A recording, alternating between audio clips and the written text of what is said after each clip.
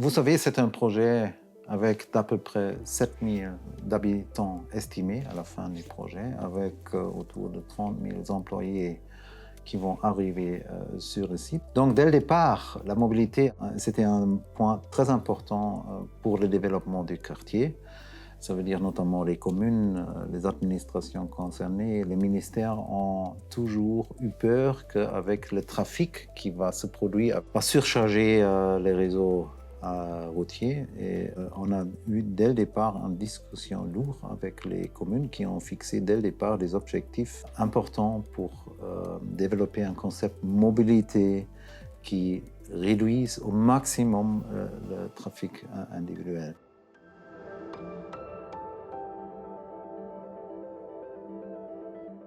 Belval était né en 2001. Nous sommes aujourd'hui d'à peu près 20 ans plus tard. Et avec le quartier AZ, notre deuxième grand projet qu'on va maintenant développer, on a essayé de mettre dans le cahier des charges pour le concours, pour le workshop qu'on a fait en 2018, dès le départ, une réflexion un peu plus différente de Belval, de créer vraiment un quartier où on promouvoit un peu plus encore la mobilité douce, de développer dès le départ un concept du transport en commun performant. Et si on regarde aujourd'hui le résultat de ce concours workshop de 2018, nous avons un concept qui est un peu différent que Belval. Ici à Belval, on a partout des parkings en dessous des immeubles. En quartier AZ, on va faire un concept avec des parkings centralisés.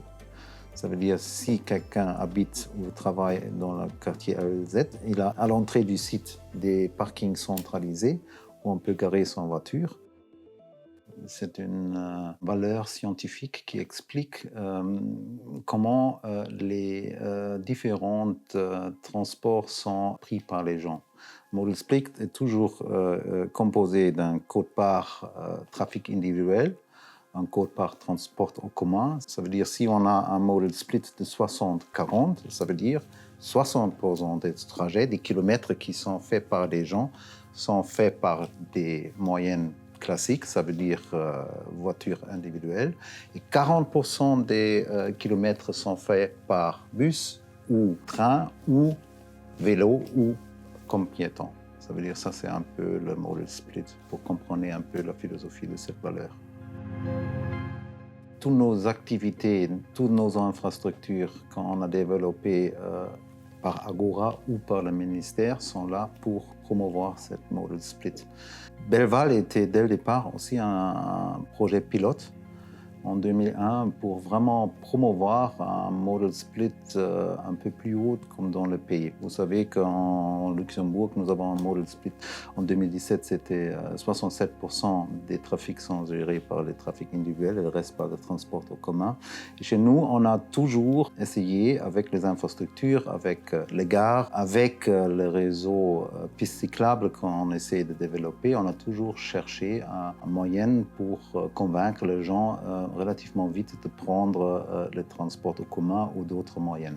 Ça veut dire aussi avec l'offre de bus, par exemple, on a dès le départ essayé, ensemble avec les institutions concernées, de créer une offre. Mais parallèlement aussi, regarder comment on peut gérer le nombre de stationnements. Et donc, avec tout ça, on a toujours essayé de piloter Belval dans une bonne direction. Et une des choses les plus importantes, c'était toujours travailler ensemble avec les communes, avec le ministère, avec le CFL, et on a créé des groupes de travail en 2008, 9 et 10 pour vraiment regarder avec un monitoring est-ce que nous sommes dans le bon chemin ou pas. Donc, le modal split a toujours un rôle très important à Belval.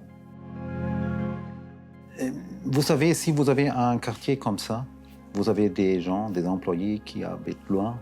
Pour tel type des employés, par exemple, on favorise, c'est clair, le bus, le train. Et maintenant, avec le nouveau projet de l'État, le tram rapide qui va faire une connexion entre Luxembourg-Ville et Belval et le nouveau quartier AZ. Donc, ça sont des moyens de transport qui sont favorisés pour tel type de gens. Mais il y a quand même aussi des gens qui habitent peut-être pas loin d'ici Et pour ça, il faut aussi créer un réseau mobilité douce, notamment avec la piste vélo nationale, qui crée des liens faciles pour prendre un vélo, pas seulement pour le loisir, mais aussi pour peut-être arriver au boulot avec un vélo. C'est pas facile, il faut dire ça comme ça, de convaincre les gens d'utiliser maintenant le transport en commun. Je crois qu'il y a deux effets qu'il ne faut pas sous-estimer. Avec les jeunes, aujourd'hui, je crois qu'ils n'ont pas la même mentalité que moi. Ils ont plus en plus pas, comment on dit ça, ils ne voudraient pas avoir toute seule une voiture. Là, il y a d'autres cultures qui commencent de se développer. Et avec le transport en commun qui est plus en plus performant, peut-être là, il y a la chance qu'avec un certain, comment on dit ça, délai, que les gens prennent plus en plus aussi le transport en commun. Je crois que chacun a son regard sur la qualité de vie dans les espaces publics. Parce qu'il y a plein de voitures, je crois que chacun est un peu stressé avec le bruit, avec le mouvement, il faut faire attention. Donc je crois chaque réduction du trafic individuel donne une plus-value pour les espaces publics, pour la qualité de vie. Si on commence, au fur et à mesure, d'éliminer un peu l'impact des voitures sur les espaces publics, tous les gens vont profiter avec une meilleure qualité environnementale dans leur voisinage.